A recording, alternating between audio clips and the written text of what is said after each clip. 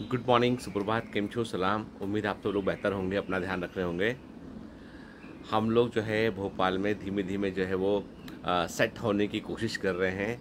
अभी भी बहुत सारी अनपैकिंग करना बाकी है क्योंकि समय ही नहीं मिला। जब यहाँ आए 28 तारीख को, उसके 29 को जो है भारती को हॉस्पिटल लेकर जाना पड़ा। फिर आपको पता है ही कि सर्जरी हुआ। अभी भी जो है वो रिकवरिंग मोड में है वो, क्योंकि जब तक जो है वो कोई भी सर्जरी होती है तो 4 से 8 दिन जो है वो बॉडी को हीलिंग करने में कम से कम 2 वीक तो लगता है वक्त। तो थोड़ा सा जो है वो टफ टाइम रहा हम लोगों के लिए, तो इसलिए प्रॉपर अनपैकिंग भी नहीं कर पाए। घर भी ठीक से हम लोग जो है वो, जैसे भारतीय से घर अरेंज करती है तो वो भी नहीं कर पाए हम लोग। सबसे बड़ी बात यह है कि हमारे जो है दोनों बच्चे, बड़ा बेटा और छोटा बेटा, दोनों बड़े मतलब एक नए शहर में आके जो है वो बड़ा मतलब अनईज़ी फील कर रहे हैं। मतलब छोटा वाला बेटा जो है वो यहाँ पर एमपी में जो है बहुत सारा हिंदी बोलते हैं लोग, है ना। तो वो हिंदी से बड़ा परेशान है वो ना, कि मतलब वो चूँकि बॉम्बे में ये बच्चे पढ़ रहे थे तो वहाँ पे ये सिर्फ़ और सिर्फ इंग्लिश में बात किया करते थे। दोस्त भी बात करेंगे, लड़ेंगे या खेलेंगे तो भी इंग्लिश का इस्तेमाल करेंगे। और यहाँ पर जो है हिंदी भाषी है पूरा ये, तो उसको बड़ा अनईज़ी लग रहा है उसमें। और बड़े वाले बेटे को भी अपने मतलब उसको जैसा जिस तरह का उसका ग्रुप था, वहाँ उस ग्रुप के लोग उसको यहाँ पे उस तरह के लोग नहीं दिखाई पड़ रहे हैं। तो बच्चे थोड़े से डिसअपॉइंटेड है। लेकिन बच्चों को यही बता रहा हूँ मैं कि देखो, कल को तुम यूएस जाओगे या कहीं और जाओगे या इंडिया में किसी भी और हिस्से में जाओगे, मान लो इस कंट्री में रहे तो कहीं और रहे, तो आपका जहाँ भी काम होगा वहाँ आप रहोगे, तो आपको अडॉप्टिबिलिटी और एक्लेमेटाइजेशन आपको आना चाहिए कि आप नई कंडीशन के अकॉर्डिंग अपने आप को कैसे एक्लेमेटाइज करते हैं, कैसे चीज़ों को आप अडॉप्ट करते हैं। तो हालांकि बच्चे वो समझते हैं, फिर उसके बाद नेक्स्ट कुछ समय के बाद फिर वो उनको ऐसा लगता है कि कहाँ आ गए पापा। कल तो वो बड़ा बेटा बोलता कि मैं तो अपने घर वापस जा रहा हूँ। हमने पूछा कहाँ जा रहे हो? कल बॉम्बे जा रहा हूँ। मैंने कहा बॉम्बे में घर है ही नहीं भी तुम्हारा। तो अब तो घर यही जहाँ पेरेंट्स रहते हैं। तो खैर, कोई भी चेंज जो होता है ना, उसको एक्सेप्ट करने में थोड़ा सा वक्त लग जाता है। दूसरा, आप में से कई सारे लोगों ने मुझसे पूछा सर कमांड सेंटर का क्या काम चल रहा है। तो कमांड सेंटर काम जो है वो फाइनल स्टेज में है। मतलब यदि अभी मैंने आधा बना हुआ इसलिए दिखाया नहीं आपको मैंने, मतलब आधा क्या, मतलब इंटीरियर का काम चल रहा है उसमें। एयर कंडीशन, क्लासरूम सब रेडी हो गया उसका, और ऑपरेशन हो जाएगा ये। और हम लोग जो है वो 1-2 वीक में ऑफिस भी वहाँ शिफ्ट कर लेंगे, जिससे कि वहाँ पे चीज़ों को और अच्छे से मॉनिटर हम कर सकें। खैर, कई सारे बच्चों का प्रॉब्लम ये है कि एग्ज़ाम के ठीक पहले उन्हें घबराहट लगती है। उन्हें लगता है कि अब क्या करें। आज तारीख कितनी, आज मुझे लगता है 5 तारीख होगी आज के। आज जो है, हाँ मुझे लगता है कि आज जो है वो 5 अप्रैल है, ठीक है।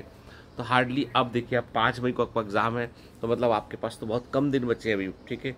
और इन दिनों का आपको बहुत अच्छे से इस्तेमाल करना है। तो ये मान के चलिए कि आपके पास सिर्फ जो है 24-25 दिन बचे हैं। और मैं भी जो है अभी थोड़ा सा 2-3 दिन मुझे और दीजिए। नेक्स्ट वीक में जो है वो कुछ स्पेशल सेशन लूँगा आप लोगों के, जिसमें कि मैं थोड़ा सा रात के समय आप लोगों से कम्युनिकेट करूँगा, ताकि इंपॉर्टेंट क्वेश्चंस भी हम निकाल सकें। कई बच्चे मुझसे बोल रहे हैं।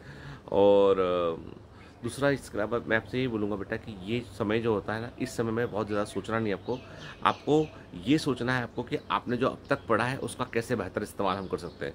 इस समय कुछ नया पढ़ना, अगले 25 दिन कुछ नया पढ़ना, एकदम न्यू चीज़ पढ़ना, नए नोट्स लगाना, सब नया मत कीजिए। जो आप साल भर पढ़ते आ रहे हैं ना, उसी को रिवाइज़ कीजिए। क्रैश कोर्स में जो की नोट्स मिल रहे हैं उनके फ्लो चार्ट्स ध्यान से देखिए। डीपीएस के क्वेश्चन रिवाइज़ कीजिए, उनको लगाइए, आप उससे फ़ायदा मिलेगा, ठीक है। तो मेरा मानना ये है कि अभी आपको किसी भी प्रकार से आपको डिप्रेस नहीं होना है, बल्कि अपने आप को आपको जो है मोटिवेटेड रखना है। और आपको ये अपने आप से बोलना है कि मुझे अपना बेस्ट देना है। मैं आपसे हमेशा कहता हूँ बेटा कि हमेशा फोकस करो अपना बेस्ट देने में। तो आप जब अपना बेस्ट देने की कोशिश करोगे ना, तो आप कहीं ना कहीं दूसरों से कंपेरिजन में जो भी आपका एनर्जी का इनपुट होगा, उसी अकॉर्डिंग आपको आउटपुट मिलेगा।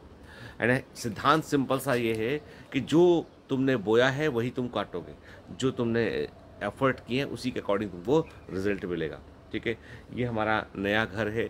और अभी भी मतलब घर में, अब चूंकि हम लोग बॉम्बे रहा करते थे, बॉम्बे में फ्लैट जो है कंपेरेटिवली छोटे थे, तो सामान भी कम था हमारे पास। अब नया घर बड़ा है तो सामान भी हमारे को जो है वो कुछ कुछ अरे लेना पड़ रहा है, और टाइम भी नहीं मिल रहा है। एक्चुअली क्या है, भारती के बीमार पड़ने से बहुत अफेक्ट होता है। मतलब भारती बहुत काम किया करती थी, समझ में आया जब ये शिफ्टिंग हुआ कि मतलब वो बहुत ज़्यादा काम करवा लिया करती थी लोगों से, वो और वो मेरे बस का नहीं है, ठीक है।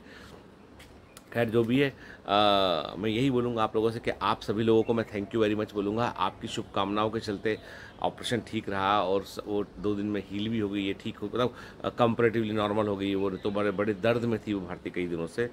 और किसी ने पूछा कि सर गॉल ब्लैडर स्टोन कैसे होता है, क्या कारण है उसका, तो बड़ा इंटरेस्टिंग है। गॉल ब्लैडर स्टोन को जब हम लोग मेडिकल में पढ़ा करते थे, और जो बच्चे मेडिकल में हैं वो जानते हैं कि गॉल ब्लैडर स्टोन होने के लिए जो है कुछ एफ रिस्पॉन्सिबल है, ठीक है, 5F बोलते हैं उनको। फीमेल टेंडेंसी, यानी गॉल ब्लैडर स्टोन के होने की टेंडेंसी सबसे अधिक किस में होती है? गॉल ब्लैडर स्टोन के होने की सबसे अधिक टेंडेंसी होती है female, fertile, 40, family history and fair. 5F responsible है। फीमेल सबसे अधिक संभावना है, फर्टाइल एज में अधिक होता है, 40s में अधिक होता है, फैमिली हिस्ट्री में अधिक होता है, और फेयर। तो जब भारती ने मुझसे पूछा कि मुझे गॉल ब्लैडर स्टोन क्यों हो गया, मुझे ही क्यों हो गया, तो मैंने कहा देखो 5F रिस्पॉन्सिबल है, उसमें तुम फीमेल, फर्टाइल और जो है वो 40s और उसके अलावा फेयर तो हुई। तो मैंने कहा मेन फैक्टर इसमें फेयर था, जिसके कारण तो थोड़ी खुश हुई कि अच्छा ठीक है इसलिए हो गया ऐसा। खैर गर्ल्स आर ऑलवेज गर्ल्स, ठीक है, तो जैसा भी है।